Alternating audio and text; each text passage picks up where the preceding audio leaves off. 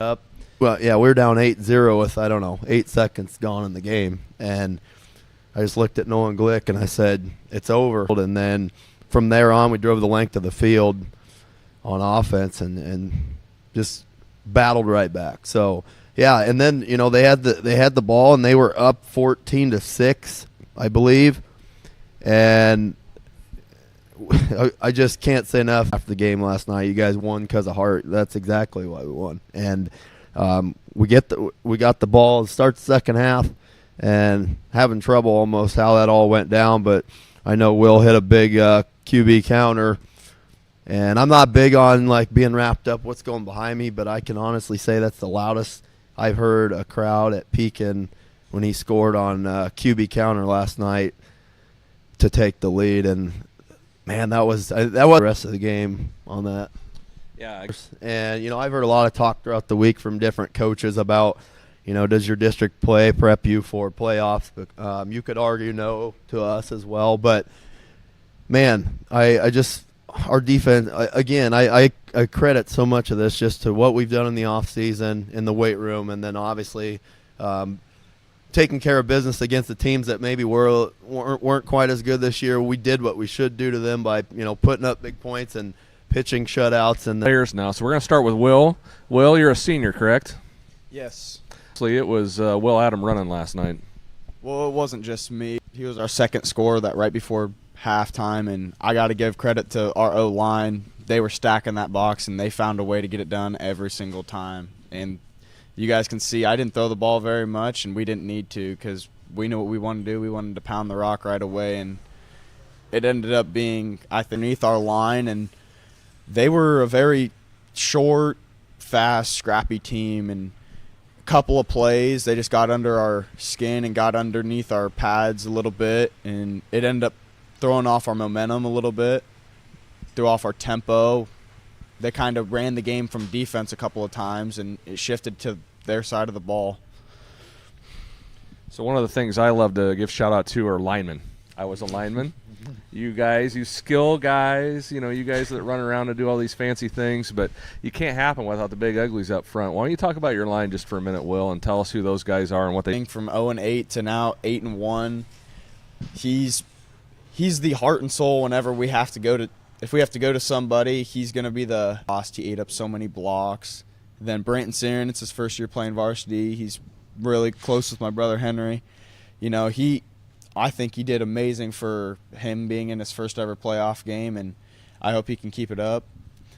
Cal Miller, he came back. He is probably the heart and soul of our team whenever it's close or we're down. He was on the field. We were down 14-6.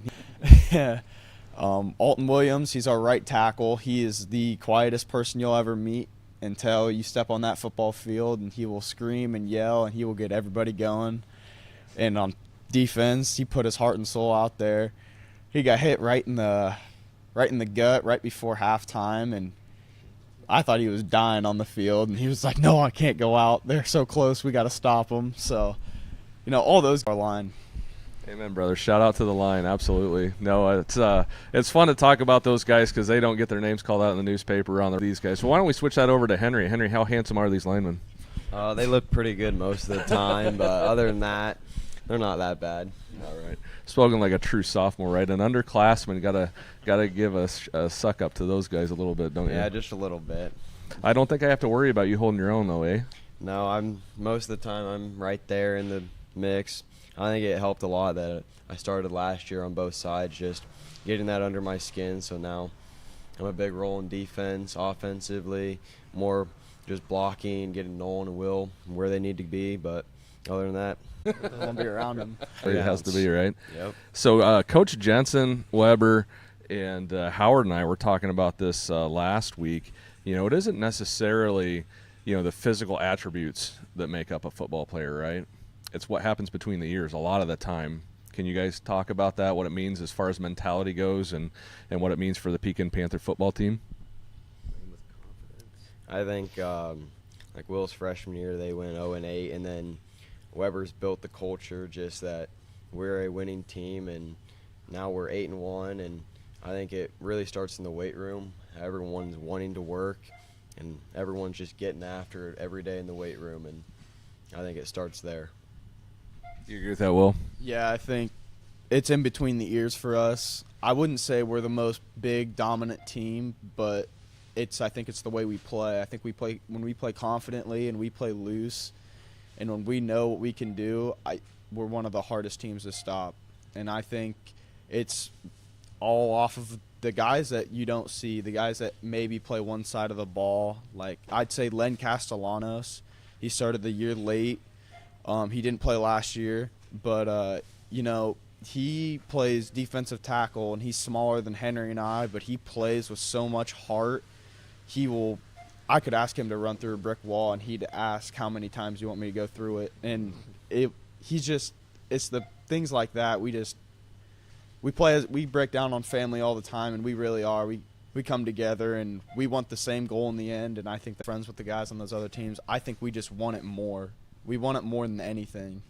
I mean, you can see it. We walk around school, and it's just I don't want to say it's football, but it is football, football. I mean, all of us are in his strength and conditioning class, and, I mean, it's what we talk about 24/7 no matter what sport it is. Like, we walk in, and everybody's giving everybody crap about how much film you've watched this week. I know Branton, we gave him crap on Thursday, and he's like, I have been watching it.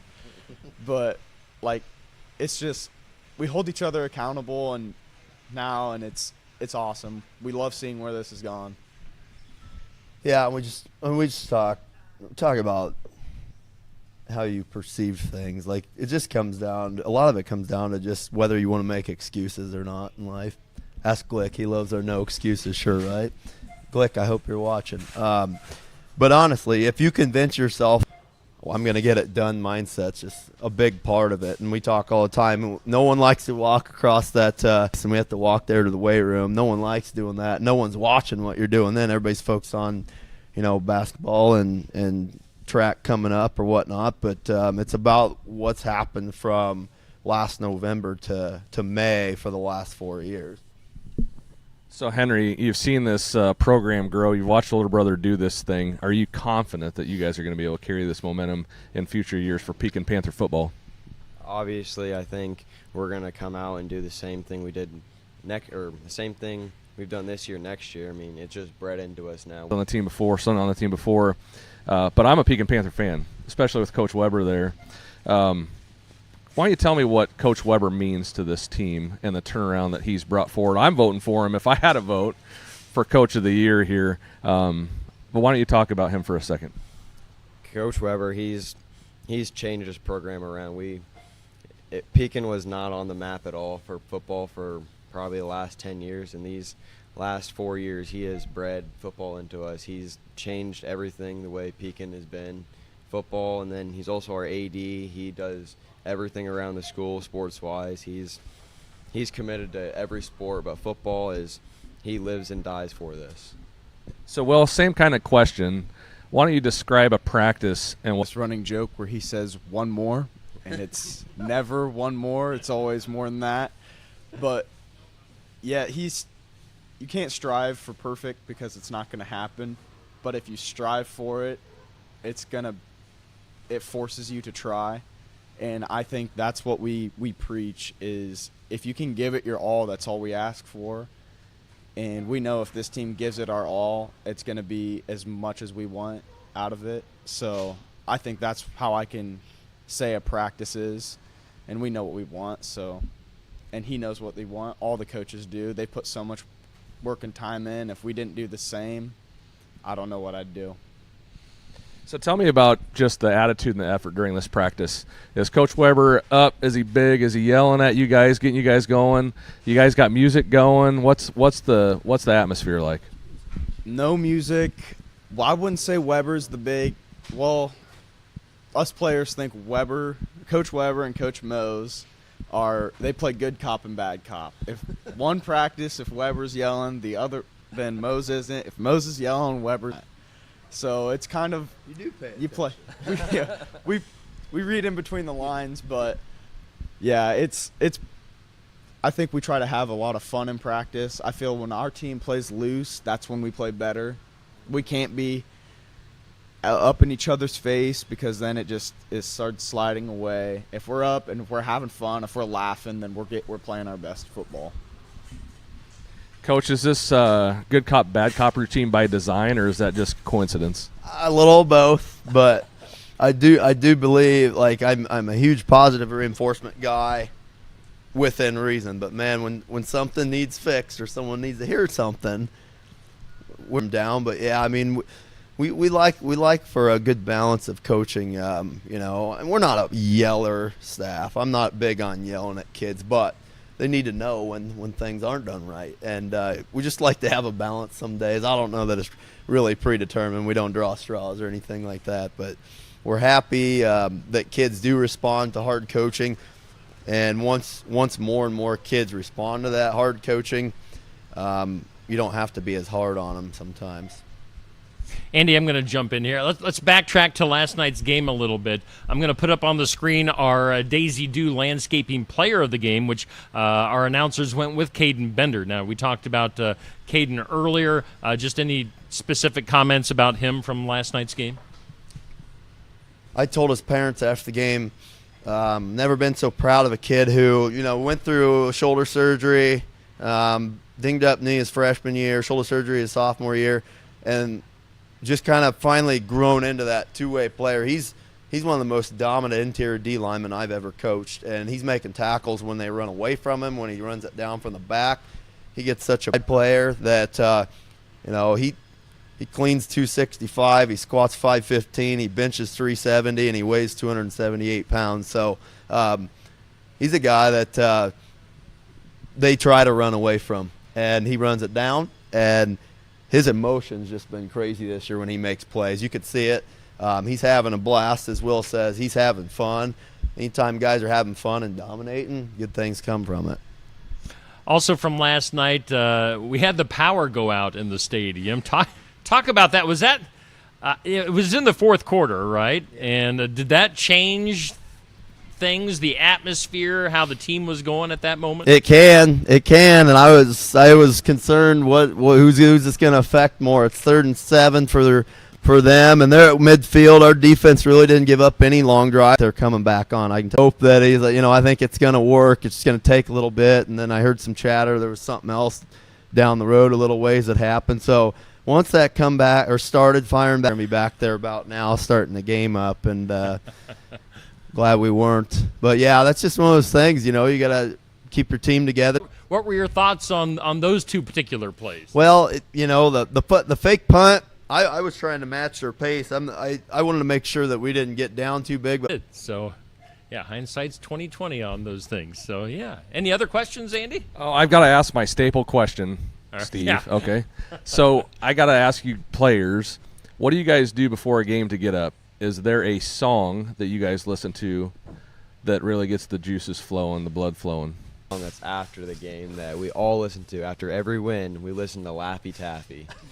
Laffy Taffy. This is a good one. I don't even know this song. What is Laffy Taffy? I don't know. You'll have to listen to it. I'll have to Google it, right? But before the game, I think it's a big thing. Everyone's pacing up around the gym, like back and forth. Just everyone is getting locked in, just ready to go.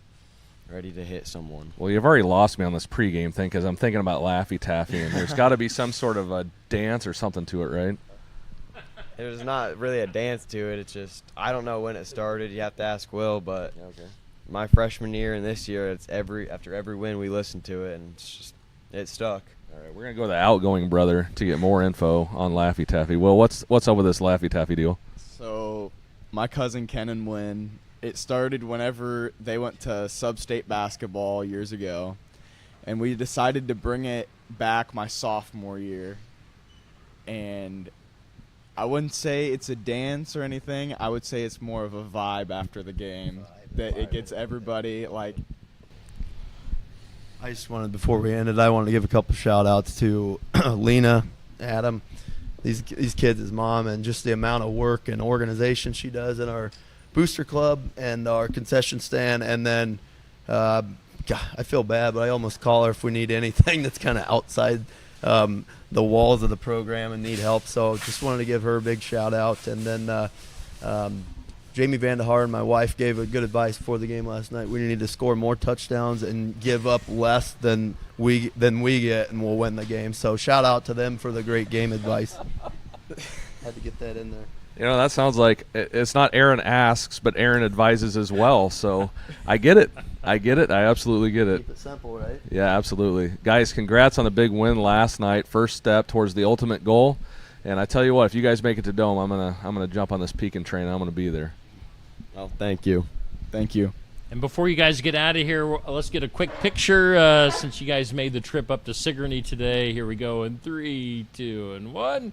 All right, that is Pekin Panther football here on the sports section. Let's hear from one of our sponsors, which is Adam Clark for Sheriff. Adam Clark for Sheriff. Veteran integrity leadership. Adam Clark, candidate for Keokuk County Sheriff, is a native of Keokuk County. He's devoted his adult life to service at both the national and community levels. In addition to his service as a law enforcement professional, Adam works extensively with local youth programs and is actively involved in the community. Some of Adam Clark's initiatives are to strengthen the Keokuk County Sheriff's Department. He wants to collaborate with communities countywide and work to establish a school resource officer. Vote Adam Clark for Sheriff at the general election November 5th.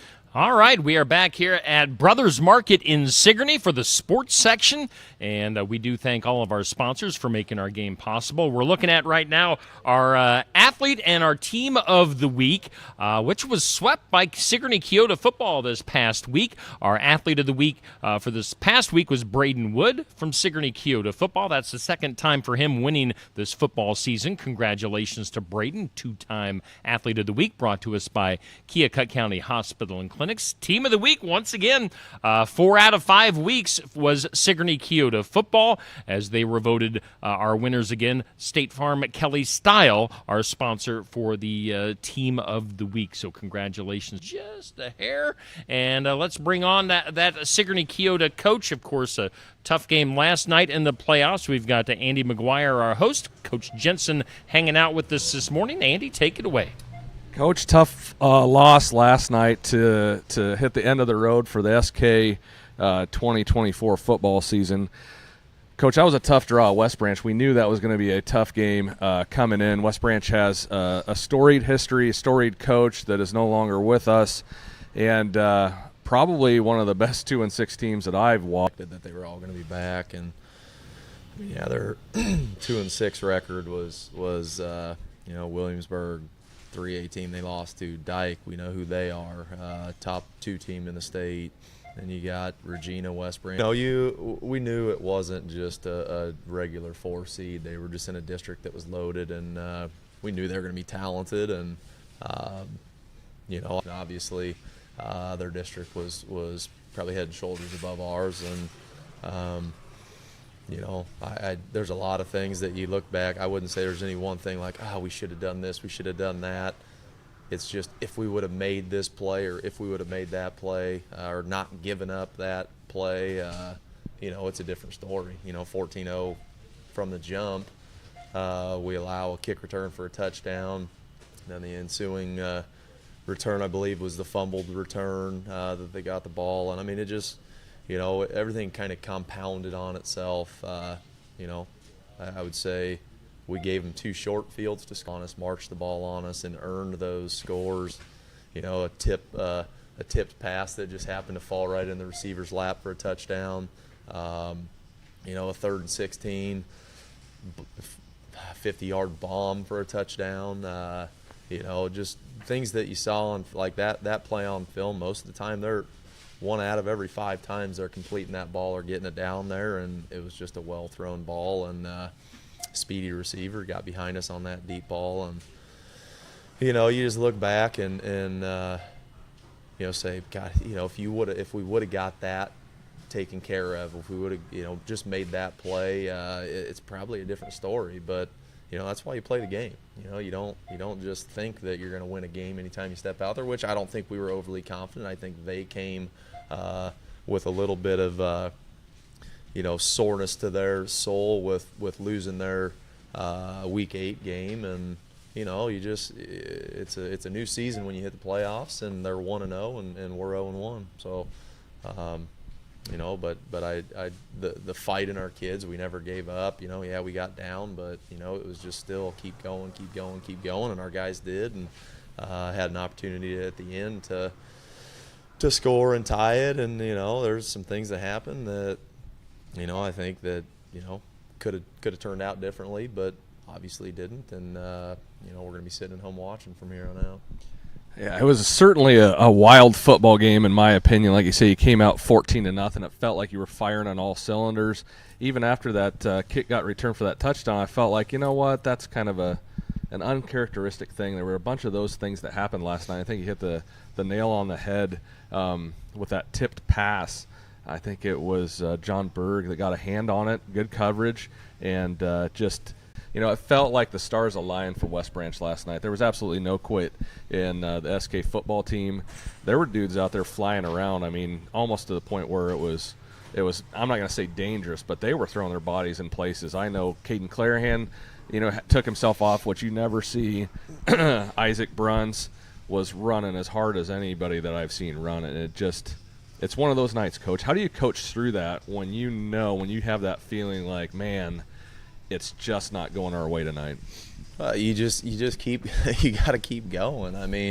Eventually you just feel like someone's going to make the play and get that spark going and kind of ride the wave from the time we did have that, because we did have that. We had those plays. We had sparks, but every time we got a spark and something good happened, then it just seemed like it turned around and something bad happened. And that's why you always stress that you're going to play a 4-quarter game, and that's exactly what it was, down to the last 3 seconds. And it's just the kids believe. If the kids believe and the coaches still believe, and we're not, it didn't get hectic. We were always pretty calm,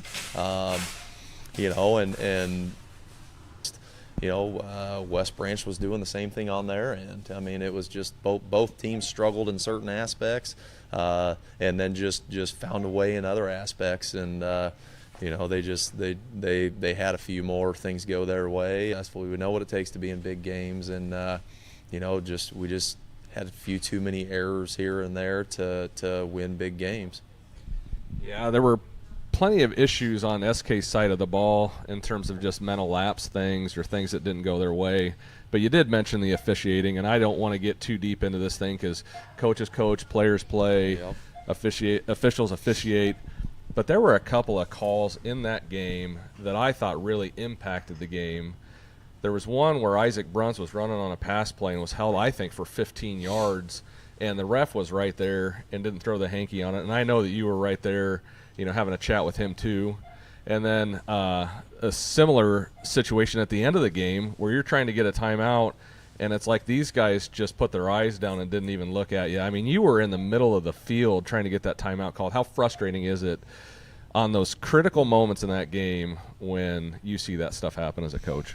It just, you can't do anything about it. They're going to call what they're going to call. You can throw the Brady Clark interception that they ended up saying was a reception for West Branch in there, and they're doing their job. So I'm not gonna get into all that, but there are things that clearly you see that maybe didn't get called, and it's just and it was a big play. It ended up in an interception, right in the end zone. So, there's a score there. The timeout, prior to that, he said, "Hey, you got one timeout left." Yep, no one. So I'm sprinting out there, and I think there was they finally stopped. It was 6 seconds to go, and 13 seconds to 6 seconds. We ran one play, got down to the 3, I think, and at that point we had 3 seconds left. Where I know they were trying to spot the ball, but one of those guys should have probably been looking and whatnot. But it is what it is. We had an opportunity on that last play to score, and we just couldn't quite finish in some of those scenarios. So it's just you play the day. But I do want to talk just for a minute about some of the players and some of the plays in this game, because it was a playoff game, and I don't want to belabor it too much, but you were doing some different things last night that we haven't seen.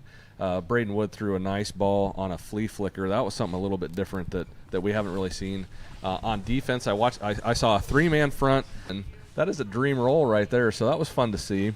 Was that something you guys were working on in practice through the week to try and adjust for what you knew was probably going to be a passing game, or was that something you did on the fly? No, yeah, we'd worked on that. We talked about it a couple weeks ago, and just really kind of put it in this week. You know, we with Jace or Billy at our rush end, you know, Billy, and when we're running scout stuff, he's playing receiver, he's, you know, covering guys, and you know, you can see he can handle that stuff. Jace Kalupa in the season, some of our struggles. You know, let's try to mitigate those things, and you know, so really it was just take your rush in, put them out, you know, kind of apexing and buzzing the flats, anything short for that man side, and then we just dropped Caden Clarahan from Will up to that defensive end position, and you know, a lot of that was we felt like those guys are a little more rangy out there to be able to kind of just cover those flats, and you know, with Caden, you know, offense, defense, kicking, tends to get a little tired. So, okay, let's let him just go be on the line, pass rush a little bit, use those other guys to help just with those bigger, rangier arms, and you know, just cover up that backside flat. So, you know, yeah, they're defensively, we you know, and I think initially Monday kids thought, oh my gosh, this is all different. Well, no, it's not different. We're just realigning a few guys, and you know, just giving a little help to that backside, and look a little heavier into as against passing teams. But you know, the flea flicker 19 Manila pass was, you know, something we've had in for years. You know, and you know, you always have it, and you never know whether to show it early so teams are prepared for it, or just wait for when you need it. You know, we waited for when we needed it, and you know, that score right before halftime was big to put us back on top. And you know, just a year I'd hate to show it and then somebody be ready for it. So you know, just trying to, you know, in big games you got to try to do something else when you need a spark, and you know, those things tend to help spark things, and I think that did there going into halftime. Something else that was working for you last night was the inside run. They were really taking away that outside stuff. How do you think Isaac and Braden and the rest of the guys did getting it cut up the middle where there's a lot of traffic? You know, Bruns had that first touchdown run around the edge that you know, and a lot of times we were getting that 3.5, but you know, a lot of times, well, some big situation times, you know, we just didn't get somebody picked up, and they kind of got to us before we were able to get through there. And you know, 2 fourth down, 4th and shorts that we went for got stopped. That was pretty untypical of us. Usually we're getting that, and you know, it was just, you know, we felt like one thing was working, and then they'd bottle it up. We'd go to another thing, it's working, then they'd bottle it up. They did a good job adjusting and reading, and you know, we couldn't quite find that one specific gap that we can really exploit. You know, we might have got two times able to exploit it, and the 3rd and 4th time they get a stop. So okay, now we got to try to go somewhere else, and you know, they just did a good job of you know, kind of not necessarily reading what was going on, but just kind of slow playing things, so they knew they didn't take a wrong step, they didn't go to the wrong gap. You know, kind of slow played that, and you know, got to us when they got to us, and a lot of times throughout the season, the first guy gets to you, we're breaking through the tackle or making a miss, and you know, we just didn't see that as much Friday night. So you know, but again, you know, offensively, I felt it's not like we didn't do well. You know, I thought we had a good offensive game. You know, just some of the you know, 4 turnovers, 3 of them on offense, but you know, 2 4th down stops. I mean, that's another 5 possessions that potentially you score on, and it's a completely different game. Yeah, like I say, the sting is not going to go away for a while on this one, I'm sure of that, Coach. What did you tell the team after the game? You've got a bunch of seniors. You know, it's a kind of a typical year, it seems. And for those guys, you know, for the whole team and especially the seniors, you know, just kind of told them we're grateful for everything they did. You know, they stepped in, they stepped up. led this team.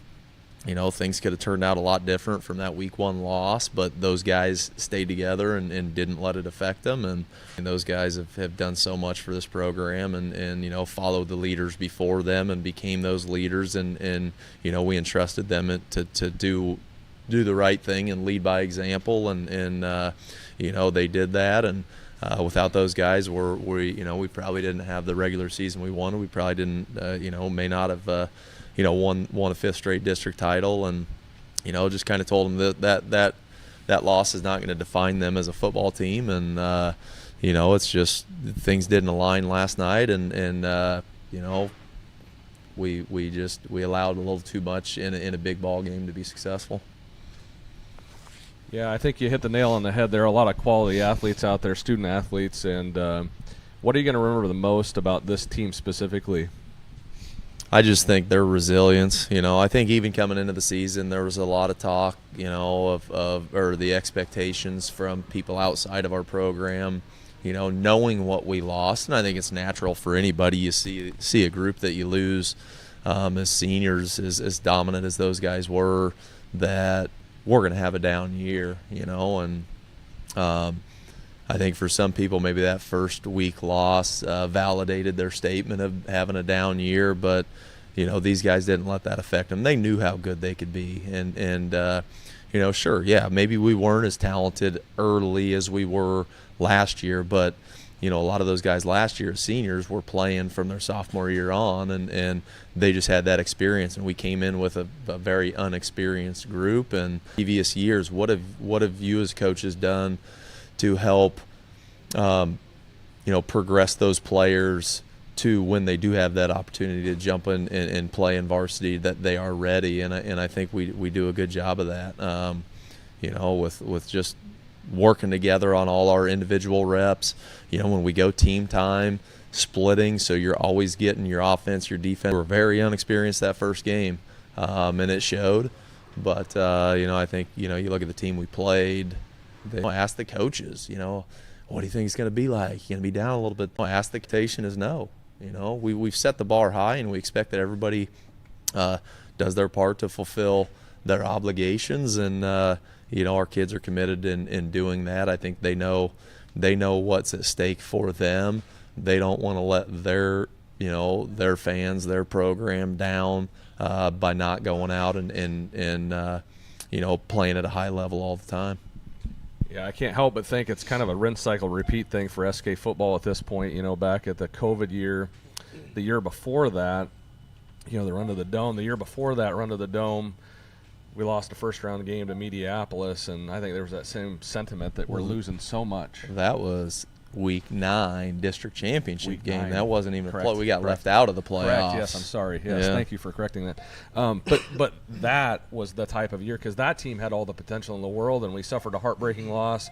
Next year, maybe the sentiment was we could be down, maybe not, you know, and then we make this Dome run. Last year's team had the talent to do it, hit a buzzsaw on New Hartford. Yeah, I mean, so we've seen this thing before, so there's a lot to be excited about moving forward. Do you agree with that, Coach? I do, and I'm gonna just kind of jump on the freshman and JV schedule we had. We played more games this year than we ever had. You know, our juniors that aren't getting a lot of varsity time, and the sophomores with freshmen sprinkled in depending on positions. You know, but we were able to get all those guys games. You know, Curtin Razors. You know, we lost to Mid Prairie. That was more their JV team, and it was just basically our freshmen with a few sophomores in with, you know, just because we're short positionally at some spots. But, you know, every other game they came out and played their tails off, and, you know, had a fantastic season as far as Curtin Razors go. You know, our JV, we went all over. You know, all over the state. You know, we played Keokuk, beat them 53-0. Went to Knoxville 35-0. Played Independence at Benton. You know, the previous two teams, football is not, you know, great kids and a bright future in.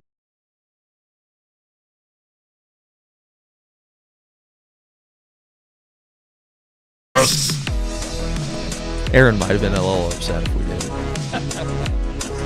We'll see what Aaron is asking this morning. Andy, go right ahead. All right. So Aaron asked, such as playing camps, workouts, thinking through who might play what positions, etc. This week and just kind of really evaluate the last game and then the previous games before that, what was successful, what wasn't, who was successful, who we think can be successful maybe in different positions, but it starts, and I think that should go for the kids as well. I hope and pray that some of them understand we've got to get bigger, we've got to get stronger, and that commitment in the weight room is going to be a huge part of our success, just like it has been the past 6, 7, 8, 9 years. But just hoping that those kids, I know they're going to go on to another sport, but if their coach isn't doesn't expect them to go in the weight room, that's just got to be a player self discipline of I've got to find time. We're still going to be 2 days a week. I think that kind of tells you who those next guys. Young people, these young men, building them, growing them, holding them accountable. So I know the loss is tough last night, but in the grand scheme of things, we're building kids out here, and that's what it's about. Yeah, well, yeah, I mean that. I appreciate that statement. It's tough. As a parent, everybody, I hope the parents and the community know, like we try to coach every kid up to their best potential, and when it comes down to varsity football, it's you've got to play the guys can get it done, and you have complete confidence in getting it done. Some kids take a little longer to progress and get to the point where they're a varsity football player, but we understand everybody on this team is special. Everybody's worth coaching. Your weakest link is as strong as your team's going to be, and the time and effort we put in. I mean, I wish I could say I could turn things off on the weekend, but it's an ever going job for me. I feel bad for my family because during football season, not that I don't have time for them, but I spent about 8 hours on Saturday, 8 hours on Sunday, still working on football, and that leaves very little time for them. Quality time. Yeah, we're in the same house, but I may leave the school to go work at home. I'm there, but I'm not really there. So just the sacrifices you make and the time you take just all year long, whether it's in the summer, whether it's going to camps, going to Camp Dodge. That's time away from our families, but on football, we're not going to be as prepared as we can be as a football team, and just and all the other coaches. I mean, the hours they spend on film and meetings and things like that. It's just something that I feel. I haven't found another way to not put that much time in and be prepared. When we go through games, I mean, I'd literally watch every play and mark up on huddle if we went somewhere wrong or what we did wrong. It's just it's a long process, but if any coach isn't doing everything they possibly could and spending every time they possibly could, trying to find those advantages to make your team successful, you might not be where you are, and luckily my family understands that, and I think the other coaches' families understand that, and but I appreciate the commitment to our communities and our fans and our parents, with just entrusting us to, not just to make them a good football team or good players, but I do have high standards, and the expectations are. Happy the parents understand that as well. We can be hard on the guys and get after them, and it's not. At other places, it's they're attacking my kid. No, we're coaching your kid. And hopefully when these kids get out into, college and out in jobs, that some of that stuff resonates into their real life. with just the expectations and someone getting on you and not shutting down and just, learning from those things and not just looking like I'm the victim because I'm getting yelled at.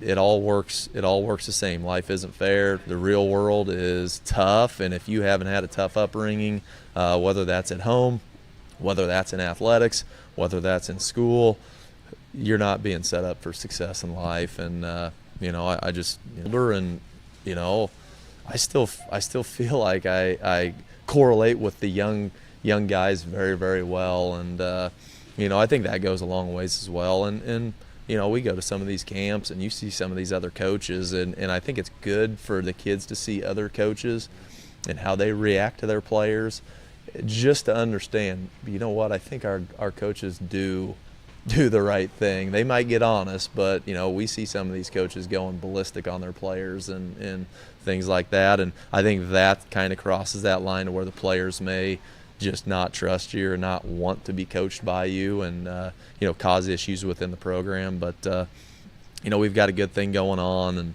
and community support, parent support, that goes a long ways, and those players believing in us. Yeah, I think you guys are on the right path with these kids. I know that I've had a couple come through the program, and one's on his way through, and another one's going to be coming up through it too. And there's been times where the kids come home, and it's like, man, I love this. This is great. These coaches are awesome. And the next time they come through, like, man, I don't think this coach likes me very much. He was on me. And I'm like, no, he's coaching you. That sort of thing. So It's a labor of love. I know that, and I think you're spot on. Shout out to the families of the coaches. I'm behind Mindy most games, Roger, and I know Missy Sellers is right in front of us, and there's all kinds of fans around. I'm one of them. Like, why aren't we running up the middle? Why are we doing this? The bleacher coaching thing. But you know what? We're fanatical. We're fans of this thing, and we care. And they do a phenomenal job just sitting there, and not saying a word. And I'm like, man, that's got to be tough. And I know it's tough for my wife too when I am coaching, and she's like, man, you should just hear some of this stuff. And I'm like, I know. But at the end of the day, as a coach, that.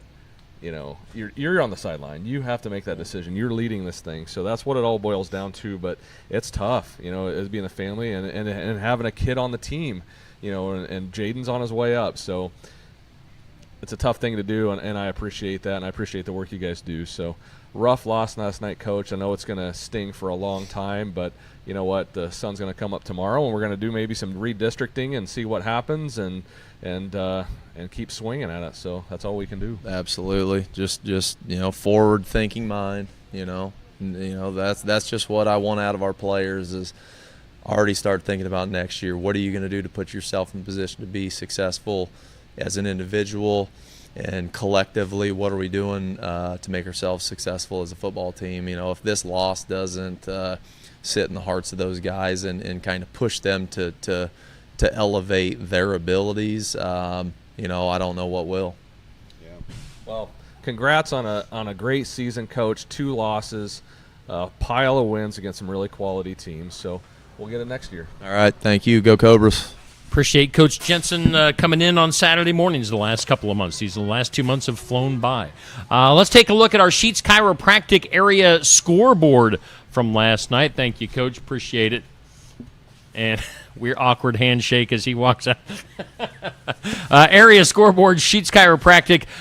Pekin gets the win over North Lynn. Boy, I tell you what, it was slim pickings for wins for our area teams last night. Pekin got by North Lynn 28-20. West Branch, as we talked about, over Sigourney Keota 41-31. It was Montezuma outscoring Winfield Mount Union in crazy 8-man game, 61-54 was the final there. It was Easton Valley getting the EV win over English Valleys 61-8. Grundy Center beats up on EBF 55-16. On our second page of scores, it was North Scott over Oskaloosa 56-7.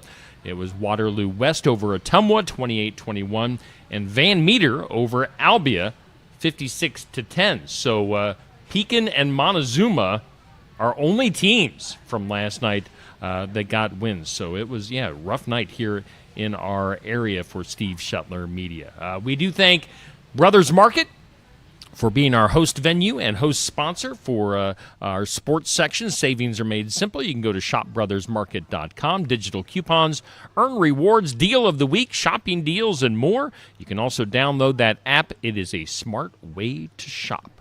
We thank Andy McGuire for hosting, as always, and we'll be back at it next week. Of course, we'll have Coach Weber in from wherever Pekin will be playing next week. Those matchups come out at 10 a.m. this morning, so we'll be announcing that here on Steve Shetler Media as soon as it comes through. So we'll get some other area teams and